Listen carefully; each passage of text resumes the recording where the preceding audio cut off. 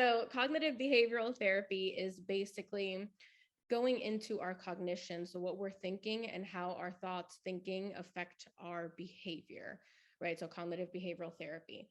Dialectical behavioral therapy, or DBT, basically goes into more mindfulness. So how we can be in the present moment and really grasp what we are doing in the here and now. So it goes into emotion regulation, mindfulness, and distress tolerance techniques. So, with that, what is mindfulness? So, if anyone knows, you can either unmute yourself or you could drop what mindfulness means to you in the chat. And then, of course, I'll go more into that. And I'll wait to see if anyone wants to talk a little bit about that. I'll go ahead. I love it. Thank you, Just Amber.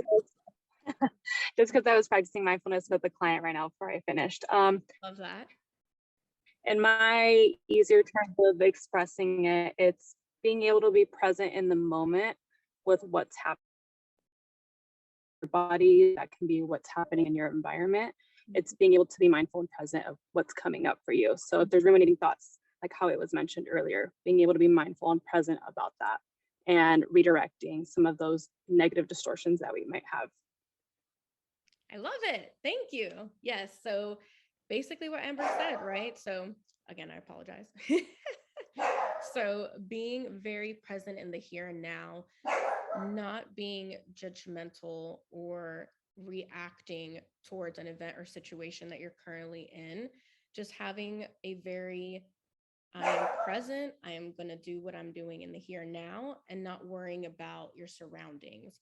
So, with that, wise mind, the reason why I wanted to show this to you all today can be very helpful because it can help you to balance out basically what you're feeling, make you more clear headed, more clear minded, ground you. It also helps with if you're like right now, right? I'm having to deal with Peanut in the background and he's barking, and that's like a loud noise. It allows us to really focus in on our intuition and concentrate on our gut feeling. So it really gets us to be more in tune with what we're feeling rather than reacting, which is a lot of what Carlos was talking about. So wise mind is basically, in layman's terms, a state of mind. Yes, to focus, right? So it's a state of mind, it's a state of being, and it basically dictates that you're at your wisest and being able to make the best decisions for yourself, being that you're in this wise mind per se situation.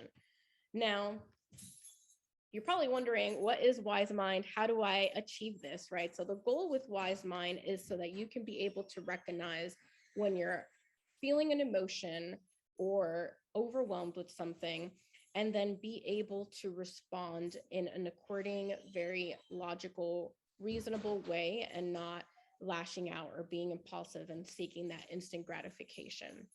So before I go into exactly what wise mind is, it's important to talk about two different poles of what wise mind is, right? So we have an emotional state of mind and we have a reasonable state of mind. So just by hearing emotional and reasonable state of mind, drop a 111 if you feel like you're a more emotional mindset person and you react more emotionally, or a 222 if you tend to react more logically and factual, strategically, and you're more in a reasonable mindset. So we have both people. So I am a 111. My husband, for instance, is a 222. Carlos, what would you say you are? I feel like you're a 222. Yeah, you're a 222. So you're more reasonable. I am definitely emotional. Let's see what people are saying in the chat. Oh, we gets me in trouble. Yep, same here. And that's so Gia actually depends on the situation. Like at work, more of a 222, but in life, 111. That makes perfect sense. So that's going to go along with kind of like what I'm going to talk about. So with those two words, it sounds like you basically have an understanding of what that might mean, right? So emotional mind means you get very hot, heated, you're in the moment, you're in traffic. So I'm going to use the same example that Carlos used. So you're in traffic, you get cut off, and your instinct might be to react. You're very flustered, you get angry, so you have an emotion and you react with a behavior that's, I'm going to curse you out, I'm going to beep at you, I'm going to lash out and cut you off, right? So that's more emotional mind. For your reasonable mind, which is more logical and factual based, it's you're reacting to an event based on those factual instincts, more of that logic, maybe even past experiences. So you've dealt with it in the past and you've felt that this is the best way to approach something. So you act on that based on your own idea of what's common sense and logical to you in that situation.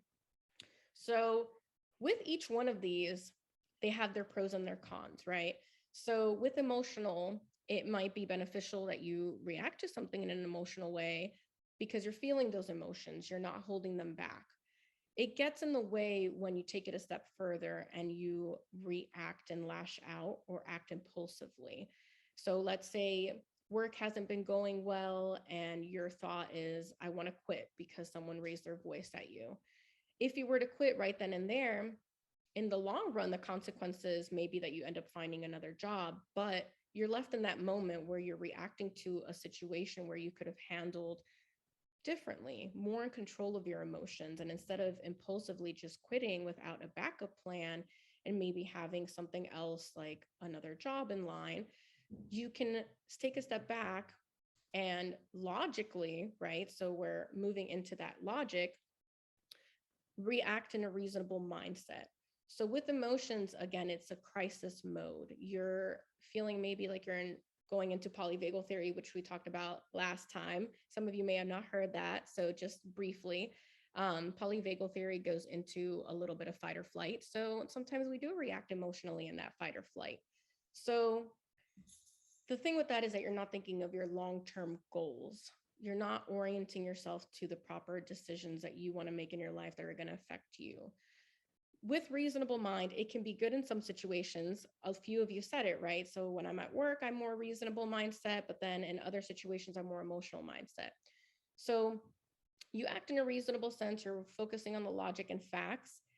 But if you're only reacting in a reasonable mindset, you're taking away from your values and your empathy.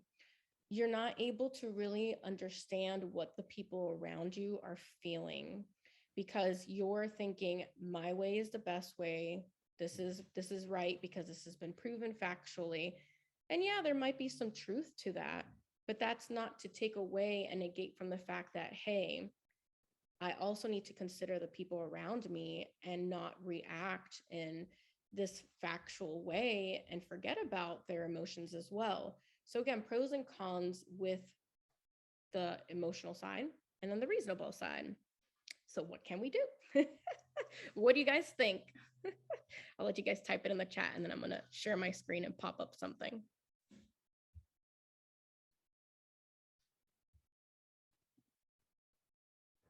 I saw balance. Yes, that's exactly it. So I'm gonna share my screen that way you guys can see it. And I laugh because sometimes with these psychological theories and concepts, it's so common sense sometimes that you don't even think twice. Like we're so used to reacting in a certain way, for me, emotionally, that we sometimes forget, hey, this person's not out to get me, or hey, that person might be rushing to go to the hospital. I will never forget, I was in my cognitive psychology class in undergraduate, and my teacher actually had super young, she was in her 30s, and she actually had ovarian cancer. And she described this theory and explained how she was also in traffic trying to get to her appointment for chemotherapy with her daughter. She had just had a child, and a person like goes out of a driveway super quickly, almost hitting her. And her instinct was to honk on the horn. And then she realized, wait, I'm rushing to go to an appointment because I need to go to this chemotherapy appointment. They might be rushing to get somewhere too that's just as equally important or maybe even more important because everyone has their own values and what they feel is important to them, right?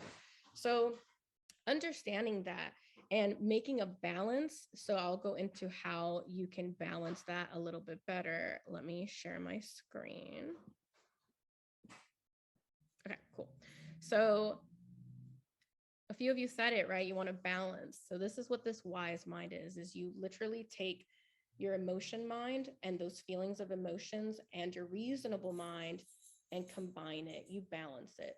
So in a situation, for instance, that you are stuck in traffic and you are getting very angry, very upset because you have to make it home to do XYZ, right? You just really want to take a step back and breathe. I can't enforce breathing techniques more in this situation. So take a step back, take a nice deep breath, ground yourself. And as you're taking a nice deep breath in, inhale and think wise. And as you're exhaling, think mind. So do that a few times and just really ground yourself, focusing on your center core and getting in tune with what your gut feeling is trying to tell you, that intuition.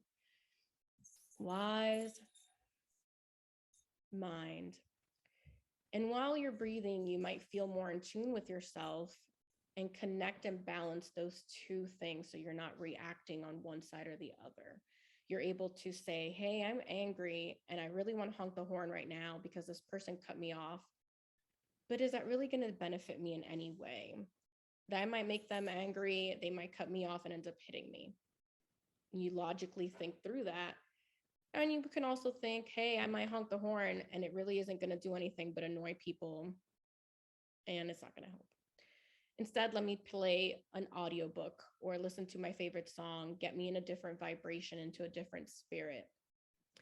And if you want to take it a step further, so I encourage this for those that really want to go a step further, would be take a nice deep breath in and ask yourself, do I want to curse this person right now? Do I want to curse them out? Do I want to stick out the middle finger? Do I want to honk?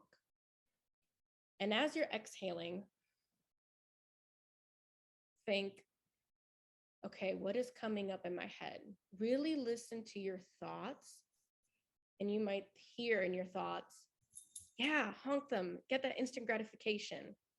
It's not going to make a difference. And remember when that person honked at you and Peanut saying hi? And remember when that person honked at you and it made you feel really crappy later on and it lingered throughout the day? You're going to get different things pop up in your head. And take all of those things and you'll start to see you're combining emotion and your reasonable mind. Some emotion still there going and some logic, and then you'll able to make a decision based on, like it says here, right? Knowledge, experience, common sense. Is that making sense to everyone? Drop a 111 if that's making sense, or a 222 if you have any questions so far. Okay, 111s.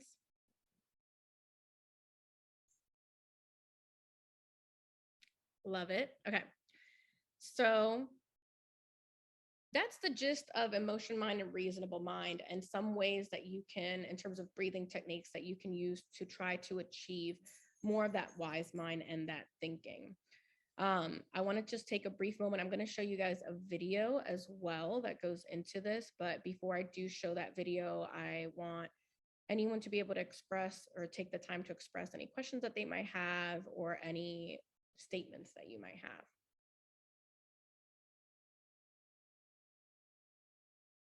No? Good. But the more you start doing that and training your brain, our brain is a muscle.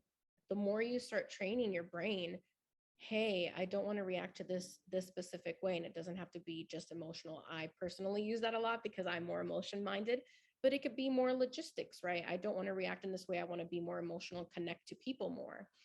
So whichever side that is for you, just being aware of it, being mindful, being present in the moment, and really just taking a nice deep breath in, letting it out, and listening to what your body is telling you you want to do. And being able to listen to yourself and really understand what you're feeling is the first step to healing. It's that awareness key that Carlos also touched upon. So I will drop that video in the chat. Let's see, it's true because in the way the bad wolf comes from a place of love, yep, just in a wrong way, yep. So again, it's not that your brain isn't trying to get you hurt in any which way. It's just our past experiences, whether it be traumatic experiences, what we've learned, our childhood, things, places, sensory things that may trigger us. Again, we get into like a fight or flight feeling and we want to react emotionally, or we're more in that ventral or dorsal going into polyvagal theory. And you just want to be more reasonable in that rest and digest. Let's see. Yeah. So, like, where the anger, it's really just unsolved pain. I read that somewhere and it resonated with me. Yes. So, I got goosebumps. So, trauma is stored in the body, specifically in our hips is a big place for females especially, but trauma is stored in our body. And when we want to react to certain things, it's not that we're trying to intentionally hurt anyone. It's that we have all this energy that is maybe upset, angry energy that's not necessarily bad, but it needs to be let out. So, again, listening to your body and being aware of that so that you can react in a different way and utilize a wise mind and being like, hey, I have a lot of energy that I need to release. Maybe I need to work out. Maybe I need to write. Maybe I need to journal. Maybe I need to read, do yoga, meditate, do creative arts, painting, whatever it is for you. Because again, everyone is different. And just really understanding that and going with that.